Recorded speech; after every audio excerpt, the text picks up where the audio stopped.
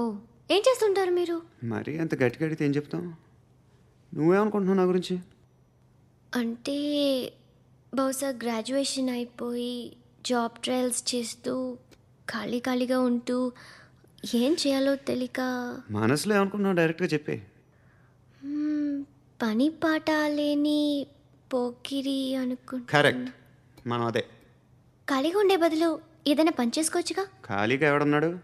డబ్బులు ఇస్తే ఏమైనా చేస్తా. ఏదైనా అంటే ఇప్పుడు నీకోసం డాక్టర్ గారిని ఫ్రీగా కూర్చాను కదా, హ్మ్, మామూలుగా అయితే డబ్బులు తీసుకుని వస్తాను. ఎందుకలా? Self employment.